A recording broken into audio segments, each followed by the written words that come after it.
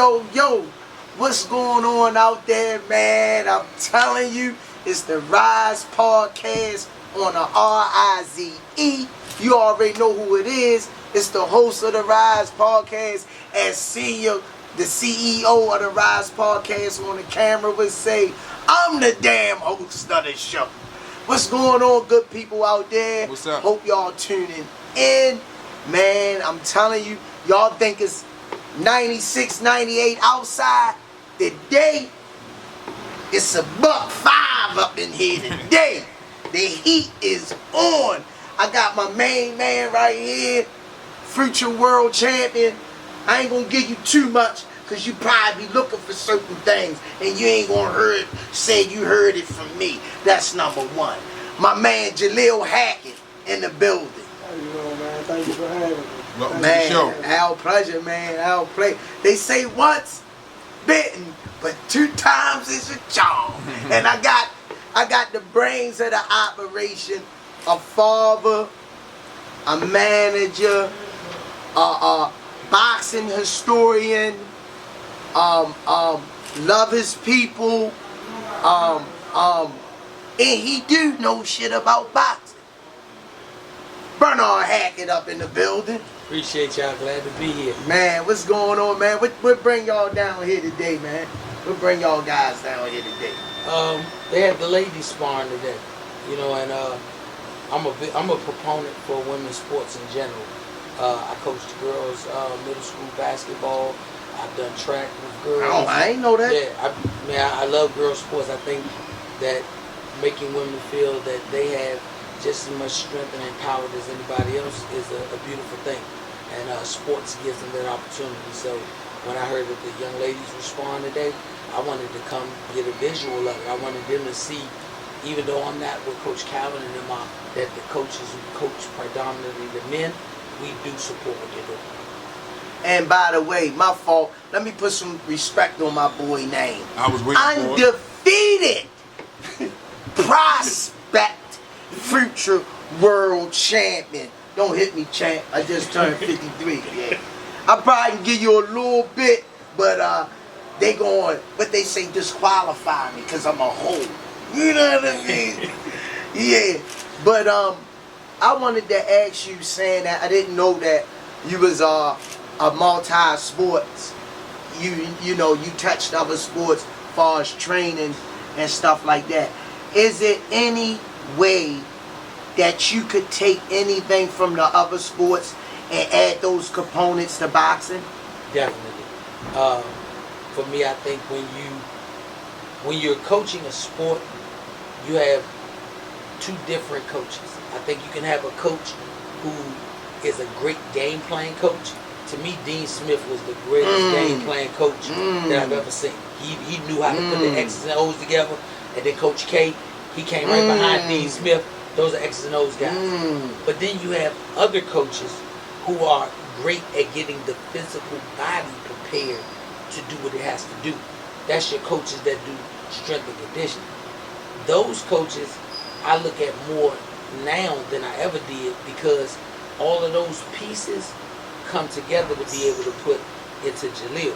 You can have the greatest basketball player train with the greatest baseball player, the greatest boxer, the greatest hockey player, and they all get in great shape because they're not getting in shape for just their sport. They're getting in straight as great athletes. So yeah, I think that transfers both ways. I got Bernard here, and I'm gonna get to his son. But every time I see Bernard, it gotta be battle of the brains with me and him.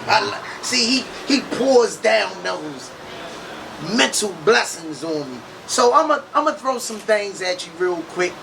I'm gonna say something, and I want to see your reaction to it. This is not rehearsed. This is raw footage. What way soccer can help a boxer in boxing? Feet and stamina. I like soccer.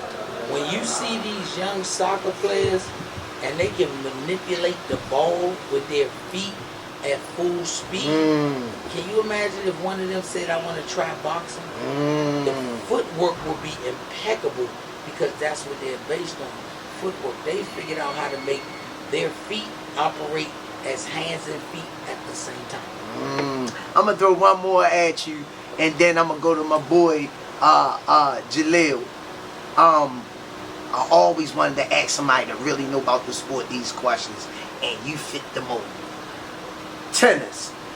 Tennis, condition, stamina, hand-eye coordination. When you look at a tennis player, number one, there's no set time to a match. So the conditioning got to be there. If you look at what they have to do as strategy, you got to think, what is the strategic point for a tennis player? Because you got some that are aggressive net players, and you got some who are serve and volley players. They want the long game, the other one's the short game. Then you got to look at the hand-eye coordination. They have to operate that racket, and the end of that racket, they got to operate that the same way they will operate catching with their hands, but they got to know how to tilt that racket with their wrists in different directions to get different spin on the ball, top spin, bottom spin, slice, cut. So it's just like a boxer. When a boxer is preparing for a fight, especially the top level guys, he say, I turn the hand over like this when I want it. The great ones can tell you what finger they got to land on certain part to make them get the outcome they want. So definitely, tennis is in there too. If you look at, taking it away from just boxing, if you look at some of the basketball players, that Clyde Drexler was big into tennis. He plays tennis. He said that was his off-season sport because it kept him in shape, and it also made him work on hand-eye movement. So yeah, all our sports courses. This for Jahlil, man. Thanks for being patient. I just wanted to run those few things at your dad because he always swapping those recipes, but he won't give me none in the kitchen. I want him to give me one of those vegan recipes, you know what I mean? So next time he come in, it look like somebody took a hammer and a chisel and scoffed at me. Yeah. Jahlil, when is your next fight? We were just staying in the gym, staying locked in. You know, we get a call, whether it be next month, a few months from now. Whenever we get a call, we'll be more than ready. Yeah. What are your long-term goals when it comes to this sport? Where do you want the sport to take you? I honestly, even before I turned pro, before I really got deep into boxing, I always, growing up, I really like AB, especially when he was in his prime, a prime AB. Yeah, 30 and 35, so I always wanted to, get that record, what is it, three-time world champion before the age of 22. Correct. Yeah, I always wanted to accomplish that. So, yeah, that was my number one goal coming into the pros. But other than that, gain financial. I want to be financially stable, create generational wealth inside the ring, outside of the ring. I want to leave this sport, all my faculties right. And I made it where my kids gonna be fine. That's what I really wanted to hear too, man. Also, I wanted to ask you how important it is if you want to get into boxing and be successful at it, how important it is to do the right things outside of the ring. Very important, especially when you start to, make a name for yourself. One bad picture or one bad video or one incident could really set you back a few years, or it could really ruin your career. So yeah, that's the most important thing. Staying focused outside the ring too. Could you share? I wanted to ask. Could you share your toughest fight up to date, and did you have to make adjustments in that fight to pull it off, or was you haven't been tested to that point yet? Honestly, the toughest fight so far has been the fight with myself. Yeah, that fight with myself is always the toughest. Fights 1 through 4, and 4-0 right now, 3 knockouts. Those guys are nothing compared to when I have to fight myself. Gotcha. Every time I go into camp, every time I wake up, anytime I'm doing anything, it's a constant fight with myself. So when I win that fight, that's when I feel like I'm good. So Now another thing, I know this a 1-2 tandem here, but I always ask fighters this. At the end of the day, after training all day, when you by yourself and nobody else around, what goes through your mind about the sport? Far as am I doing the right thing, or what I need to do to get to that level that I'm trying to obtain? Honestly, I don't really dig too deep into it, because I know a lot of times when I overthink, that's when I look up. It's 5, 6 in the morning. I'm still wide awake thinking.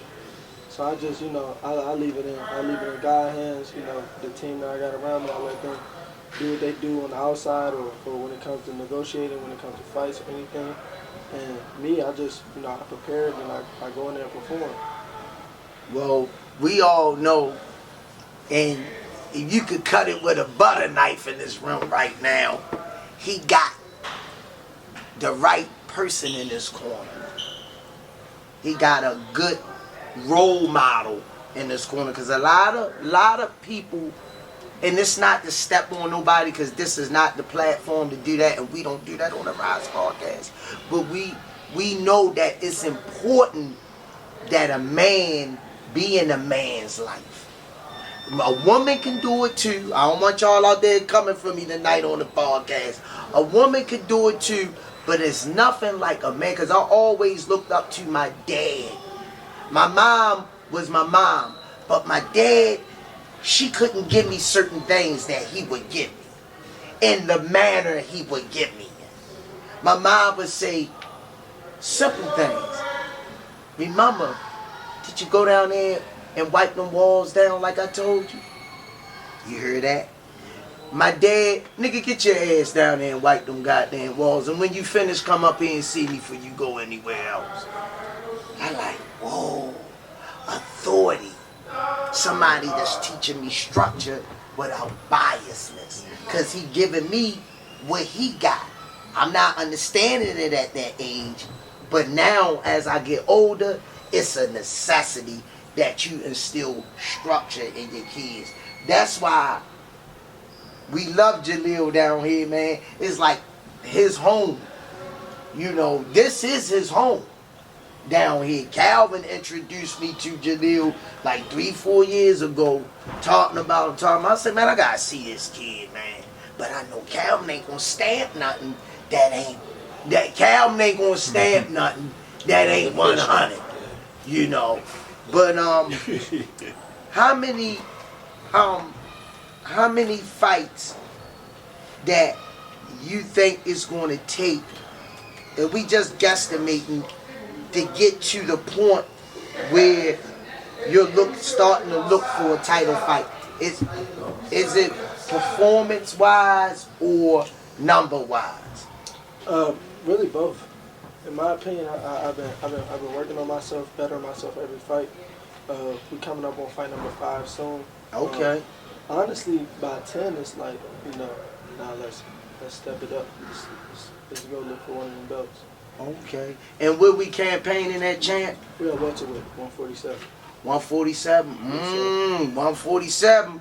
That's the hot division, man. Putting y'all on notice, man. I'm telling you, this kid, man, if you ain't working hard, you think you're going to eat 3 Krispy Kreme donuts and a jumbo half and half and call yourself making weight, getting in there with Jahlil, you better get the oil spill, because you going on your ass. Simple as that. But Bernard, let me ask you this question, man.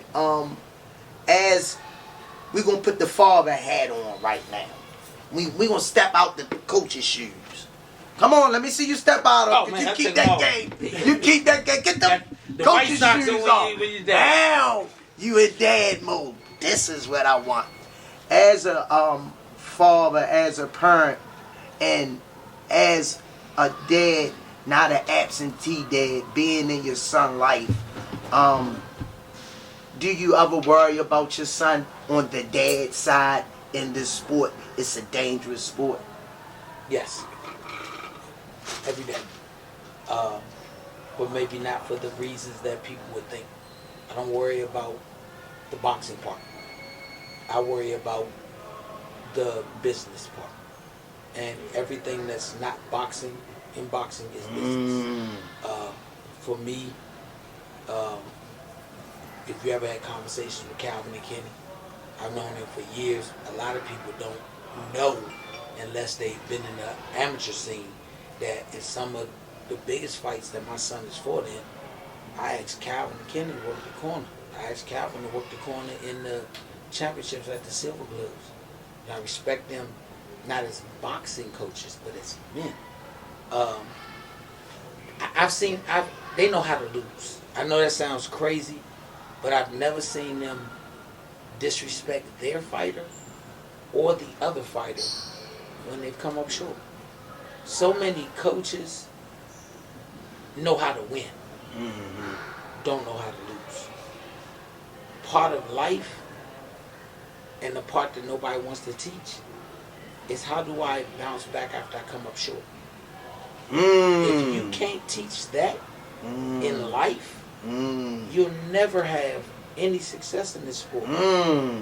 When I look at Tank, I follow Tank in the amateurs, I follow Truck in the amateurs, I follow Malik, all of them in the amateurs.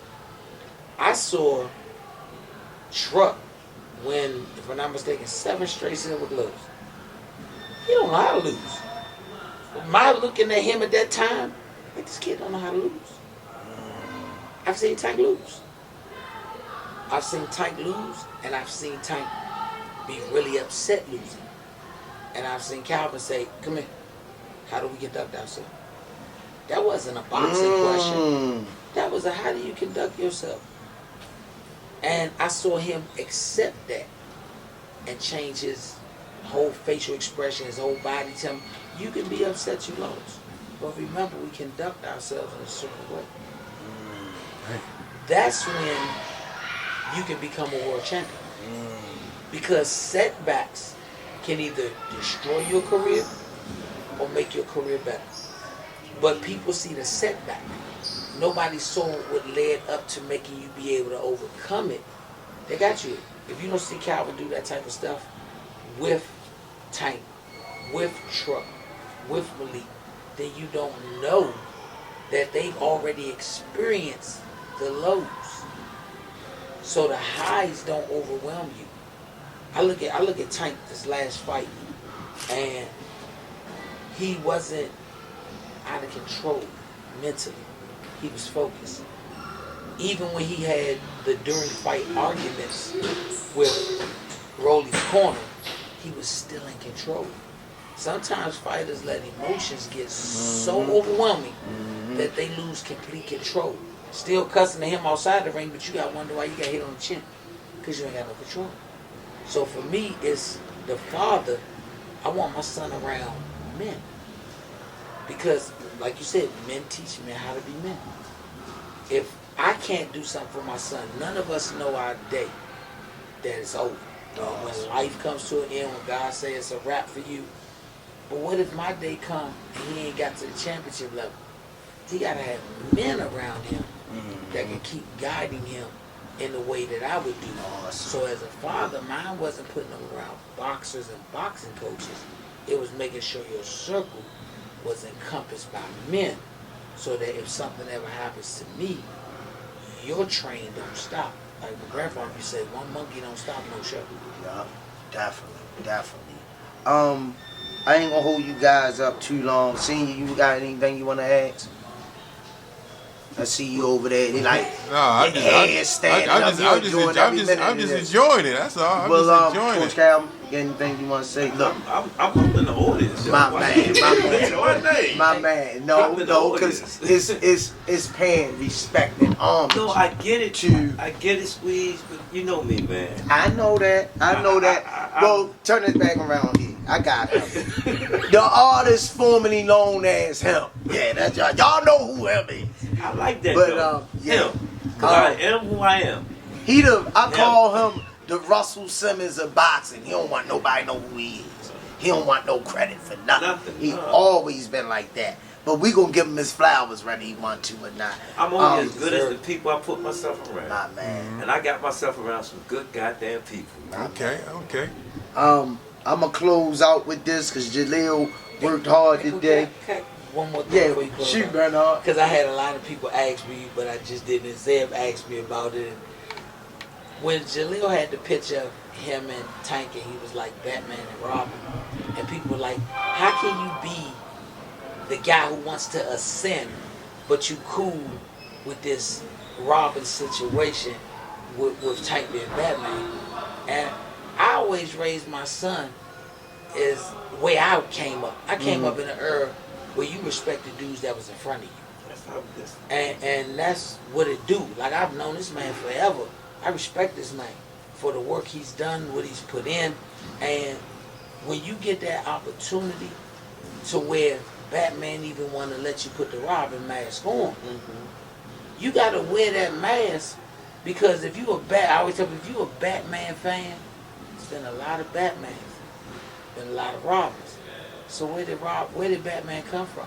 He was a Robin at one time. Yeah. So if you can learn to master being a Robin and learn how to be Batman, when it's your time to be Batman, not only will you be a great Batman, you'll know how to pick the next Robin.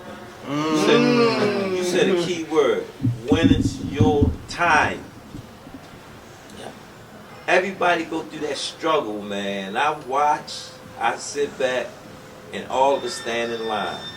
When your time get here, Jahlil, run, baby, run. But I got him on that. See, I ain't know that story. I got him. See, I'm going to let him know the real deal. If they grew up in the era that Bernard, Kenny, Calvin, and us grew up under, they don't know that Batman always called Robin when he got in trouble. Always.